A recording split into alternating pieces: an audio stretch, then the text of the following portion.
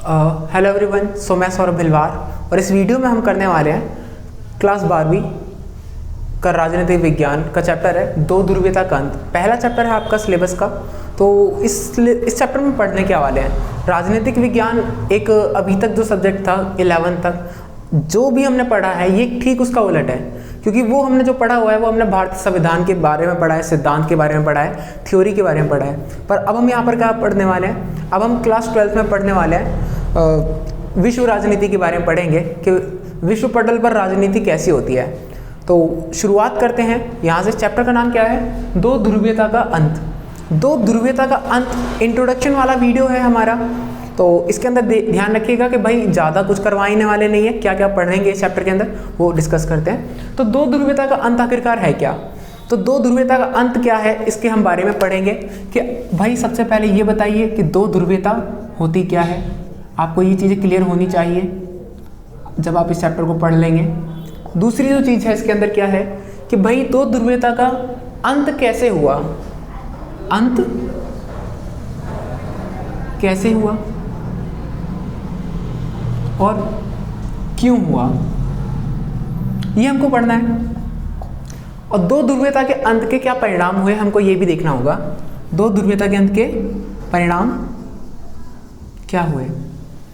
तो इस वीडियो के अंदर हमको क्या करेंगे, पूरे चैप्टर के अंदर पढ़ने के हवाले हैं। हमें पूरा चैप्टर है ना वो ये तीन चीज़ों के ऊपर बेस्ड है कि आखिरकार दो ध्रुवीयता है क्या, अंत कैसे हुआ और परिणाम क्या हुए।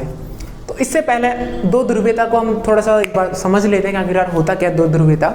तो आपको पता है कि दुनिया के बीच में जब भी बड़े बड़े विशालकाय युद्ध लड़े जाते हैं, जब भी बड़े बड़े जो भी युद्ध लड़े गए हैं, तो इसके अंदर एक गुट के अंदर काफ़ी सारे गुटों के बीच में होता है।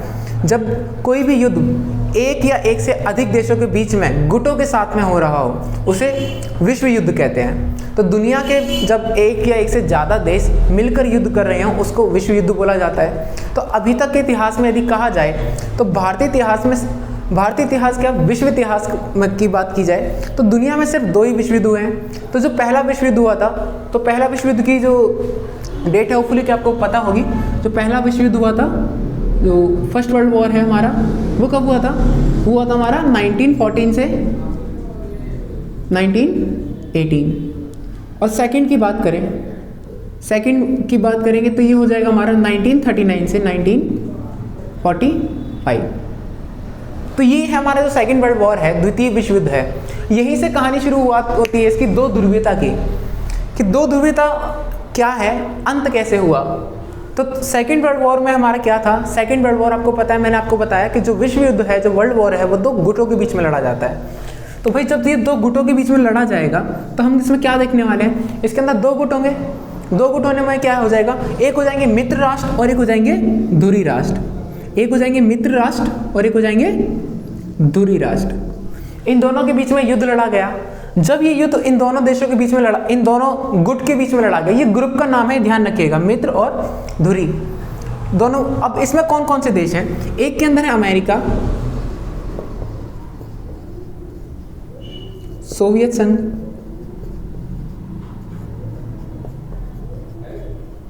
ब्रिटेन और अगला है फ्रांस। देखो शक्तिशाली देश हैं जो एक गुट के अंदर शामिल है, ठीक है। अगर हम यहाँ पर बात करें धुरी की, तो धुरी के अंदर है जर्मनी, इटली, जापान। ये जो तीन देश हैं ये धुरी राष्ट्र के अंदर है। और बाकी छोटे मोटे देश तो और भी काफ़ी सारे हैं, पर ये पता क्या, ये मेन रोल में है, ये लीड रोल कर रहे हैं। जैसे लाइक अभी कोई भी मूवी देखते हैं तो हम क्या करते हैं, सारे एक्टर्स के नाम तो नहीं बताते ना, जो लीड रोल में होते हैं उन्हीं के नाम बताते हैं। तो ठीक इस तरीके से भाई जो द्वितीय विश्व युद्ध लड़ा गया वो इन दो ग्रुप के बीच में लड़ा गया। आखिर दो ध्रुवीयता बनती कहाँ से है? दो ध्रुवीयता का जो बनने का जो कारण है वो कुछ इस प्रकार है कि सेकेंड वर्ल्ड वॉर हुआ और इसमें विजेता कौन रहा? ये रहे जीतने वाले देशों के नाम है ये अमेरिका और सोवियत संघ, ब्रिटेन और फ्रांस। तो इसमें पता है क्या हमको देखने को मिला कि एक ही गुट के अंदर दो सबसे शक्तिशाली देश जीत गए। भाई पूरा गुट जीत गए, चारों देश जीते हैं, ये तो हार गए। तो भाई जर्मनी, इटली, जापान, इनका तो कोई लेना देना है नहीं है, इनको छोड़ देते हैं। एक बार लिख देते हैं तब भी, Germany, Italy, Japan. Germany, Italy, Japan ये युद्ध हार चुके हैं और ये वाले जो देश हैं जो युद्ध जीत गए हैं, है ना। तो भाई जब ये जीत गए तो दोनों के दो, इसके अंदर ये चारों के चारों देश शक्तिशाली बन गए। पर होता क्या है कि इसमें जब ये चारों के चारों शक्तिशाली बने तो भाई सबको लगा कि यार जीता तो मैं भी हूँ, मैंने भी मेहनत की है। तो दोनों के दोनों, ये सभी के सभी देश चाहते थे कि मेरा राज कायम हो, पूरी दुनिया के अंदर सबसे शक्तिशाली मैं माना जाऊँ। पर ऐसा हो कैसे सकता था, दोनों के दोनों ही शक्तिशाली माने जाएंगे, चारों के चारों शक्ति माने जाएंगे। तो अब इसमें क्या है, अमेरिका के जो साथ में जो आने वाले गुट थे वो ब्रिटेन और फ्रांस, ये दोनों अमेरिका के साथ में आ गए। बचता कौन है, सोवियत संघ। तो अब यहाँ पर दो शक्ति हो चुकी हैं। दो शक्ति कौन कौन सी बची है हमारे पास, अमेरिका और सोवियत संघ। अमेरिका और सोवियत संघ ये दोनों एक साथ नहीं हुए द्वितीय विश्व युद्ध के बाद। अमेरिका और सोवियत संघ द्वितीय विश्व युद्ध के बाद एक साथ नहीं रहे। क्यों नहीं रहे, क्या कारण था, क्योंकि दोनों की विचारधाराएं बिल्कुल अलग थी। एक पूंजीवाद को मानता है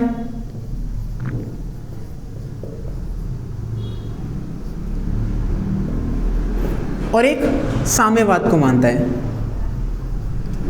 अब दोनों के दोनों देश द्वितीय विश्व युद्ध में तो एक साथ थे, पर जब जीतने के बाद दोनों के दोनों देश जब अपना अपना राज कायम करना चाहते हैं पूरी दुनिया के ऊपर, तो तब ये पॉसिबल नहीं हुआ कि ये दोनों के दोनों देश एक साथ रह सकते थे।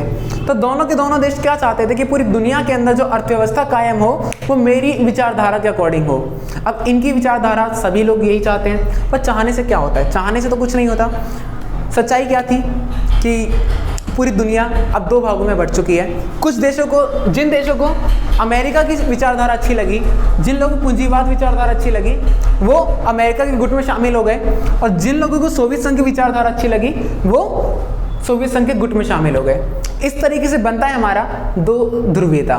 तो कुल मिलाकर पूरी दुनिया में द्वितीय विश्व युद्ध के बाद, आफ्टर 1945, द्वितीय विश्व युद्ध के बाद सोवियत संघ और अमेरिका ये दो गुटों में बट गए, और इनके साथ इन्होंने बड़ी संख्या में अपने साथ में देशों को शामिल किया और युद्ध की तैयारियां की कि ये दोनों एक दूसरे के ऊपर अटैक करेंगे। तो युद्ध की तैयारियां जो हुई द्वितीय विश्व युद्ध के बाद, यानी 1945 से लेकर 1991 तक जो भी युद्ध की तैयारियां हुई एक दूसरे के ऊपर युद्ध करने के लिए, इसको शीत युद्ध के नाम से जाना जाता है। शीत युद्ध क्या है, शीत युद्ध का मतलब ऐसा नहीं है कि यहाँ पर बर्फ के गोले फेंक कर मारेंगे, ये शीत युद्ध है, बिल्कुल भी नहीं है। शीत युद्ध का मतलब क्या है कि भाई युद्ध की आशंका और युद्ध की तैयारियां ही शीत युद्ध कहलाता है। तो ये युद्ध की आशंका और युद्ध की तैयारियां जो द्वितीय विश्व युद्ध के बाद हुई, युद्ध की तैयारियां और युद्ध की आशंका जो द्वितीय विश्व युद्ध के बाद हुई,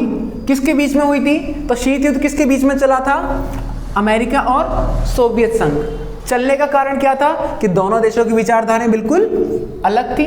तो ये था कारण। आखिरकार पूरी की पूरी दुनिया, पूरा का पूरा विश्व दो भागों में बट गया। अब इसी पूरी दुनिया को क्या कहा जाता है कि यार ये दो ध्रुव बन चुके हैं।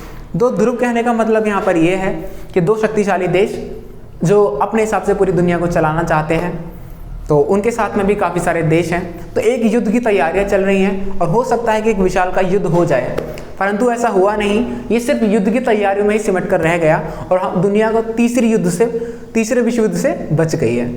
तो तीसरा विश्व युद्ध नहीं हुआ, क्यों? क्योंकि भाई इसमें से दो ध्रुवीयता जो थे इनका एक अंत हो गया था। एक का अंत हो गया, किसका अंत हुआ? अंत हुआ हमारा सोवियत संघ का। सोवियत संघ का 1991 में अंत हो गया, और जो इसकी शुरुआत होती है वो कहाँ से होती है? 1991 से शुरुआत होती है। 1991 में तो अंत हो जाता है प्रॉपर। इसकी जो शुरुआत होती है वो होती है 1989 से। 1989 9 नवंबर का दिन था जब जर्मनी के अंदर एक जगह है जिसको क्या कर दिया, जिसको दो भागों में एक दीवार ने बांट रखा था, जिसको बोला जाता है बर्लिन की दीवार। तो पूर्वी सोवियत संघ के जो देश हैं, पूर्वी सोवियत संघ के जो देश हैं, उन लोगों ने क्या किया, पूर्वी सोवियत संघ के देशों ने इस दीवार को पूरी तरीके से गिरा दिया और अपने आप को पूरा यूनिफाई कर लिया। जो पूर्वी सोवियत संघ के, पूर्वी यूरोप के जो देश हैं, इधर पूर्वी यूरोप के जो देश हैं, ये सोवियत संघ का समर्थन करते थे, और जो पश्चिमी यूरोप के देश हैं ये किसका समर्थन करते थे? ये समर्थन करते थे अमेरिका का। बीच में था जर्मनी। जर्मनी के अंदर दीवार बना दी, इसी दीवार को बर्लिन की दीवार बोला जाता है। तो बर्लिन की दीवार को कब गिराया गया? बर्लिन की दीवार को गिराया गया 9 नवंबर 1989। इस दिन गिरा दिया गया, और यहीं से शुरुआत होती है किसकी? सोवियत संघ के विघटन की। होपफुली कि ये चीज़ें तो क्लियर होंगी बड़े ही आराम से, क्योंकि बहुत इंटरेस्टिंग चैप्टर है। होपफुली कि आप जब देखेंगे ना, जब एक 1 बाय 1 इसको कवर करते चलेंगे तो काफ़ी इजी चैप्टर लगेगा आपको। तो इसी चैप्टर की बात करते हैं कि आखिरकार अंत हुआ सोवियत संघ का, और इसी को बोला गया जो पूरी दुनिया 2 ध्रुव में बढ़ चुकी थी, इसका अंत हो जाता है, एक ध्रुव इसमें से खत्म हो जाता है। अंत कब होता है? जब सोवियत संघ का विघटन खत्म होगा, शीत युद्ध खत्म हो जाएगा और सोवियत संघ का विघटन हो जाएगा। तो इसी के साथ में 2 ध्रुवीयता समाप्त हो जाती है और दुनिया के अंदर सिर्फ एक ध्रुव यानी एक ही शक्तिशाली देश, एक ही महाशक्ति बचती है, जिसका नाम होता है अमेरिका। तो ये चीज़ें थी कि 2 ध्रुवीयता का अंत। होपफुली की चीज़ें आपको क्लियर होंगी, क्या पढ़ने वाले इस चैप्टर के अंदर ये भी चीज़ आपको क्लियर हो गई होगी। अगर वीडियो अच्छी लगी तो please like the video, subscribe the channel and thank you for watching the video.